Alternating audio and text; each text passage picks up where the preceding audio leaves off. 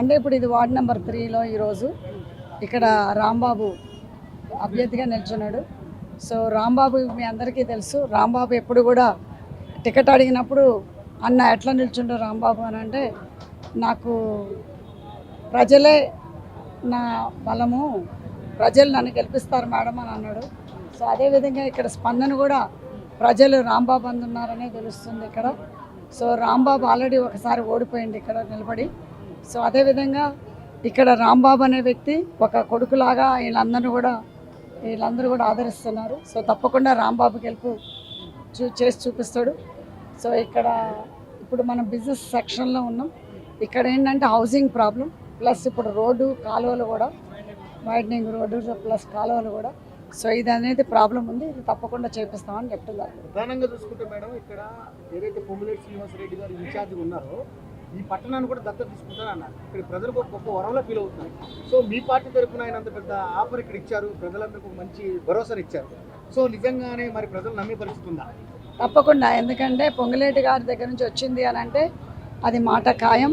ఎందుకంటే ఇది ఈ పాలకుర్తి మున్సిపాలిటీ అనేది మన ఇన్ఛార్జ్ మినిస్టర్ గారే కాదు, మన సీఎం లెవెల్లో కూడా ఉంది. ఇది తప్పకుండా మున్సిపాలిటీ గెలుస్తున్నాం.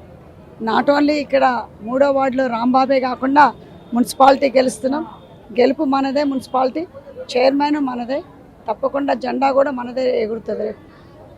మాజీ ఎమ్మెల్యేగా ఒక ప్రోగ్రాంలో మాట్లాడుతూ కాంగ్రెస్ పార్టీ ప్రజల్ని మోసం చేస్తూ ఉంది, పథకాల విషయంలో అన్యాయం చేసిందంటూ, అంటే ఎట్లా ఓట్లు అడుగుతారని చెప్పి క్వశ్చన్ చేస్తా ఉన్నారు.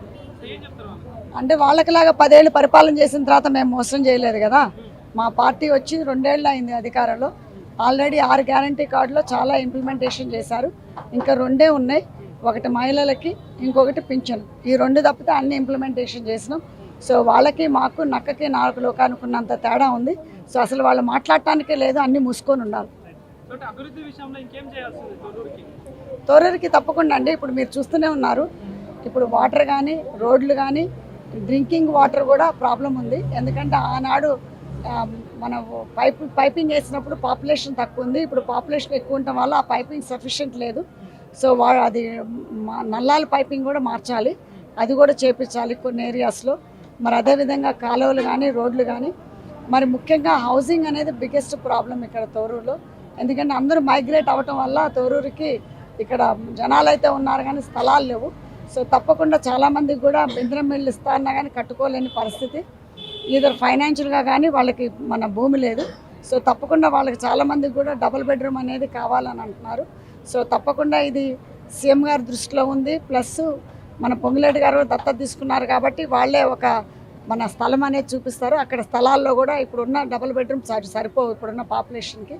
సో తప్పకుండా అది కూడా ప్లాన్లో ఉంది. సో డబుల్ బెడ్రూమ్ కూడా అంటే ప్రజలకు అలాట్ చేసే ఆ పరిస్థితులు ఉన్నాయి తప్పకుండా. ఎందుకంటే మొన్న పొంగులేటి గారు కూడా వచ్చి ఇన్స్పెక్షన్ చేయడం జరిగింది. ఎందుకంటే గత ప్రభుత్వంలో కూడా అది కట్టారు కానీ అది కాంట్రాక్ట్స్ మధ్యలోనే వదిలిపెట్టడం వల్ల అవి ఆల్రెడీ కూలిపోతున్నాయి. అందుట్లో చెట్లు బోలుస్తున్నాయి, గేదెలు పండుకుంటున్నాయి. సో ఈ మన కాంట్రాక్టర్ గారితో కానీ అధికారుల గారితో కానీ మన కమిషనర్ గారితో కానీ మీటింగ్ పెట్టడం జరిగింది. ఇది తప్పకుండా ఈ కోడ్ అయిపోయిన తర్వాత అది మళ్ళీ కాంట్రాక్టర్ తోటి మాట్లాడి అది ఎస్టిమేషన్ తీసుకొని ఫినిష్ చేయడం జరుగుతుంది. తప్పకుండా అవి కూడా ఇంప్లిమెంటేషన్ చేయడం జరుగుతుంది. ఎందుకంటే ఇప్పుడు ఏప్రిల్లో మాకు సెకండ్ విడత ఇందిరమ్మ ఇళ్ళు వస్తున్నాయి. దాని తర్వాత ఇప్పుడు ఎప్పుడైతే ఈ కన్స్ట్రక్షన్ వైజ్ అయిపోతుందో అప్పుడు తప్పకుండా డబుల్ బెడ్రూమ్ శాంక్షన్ చేసే అవకాశం కూడా ఉంది.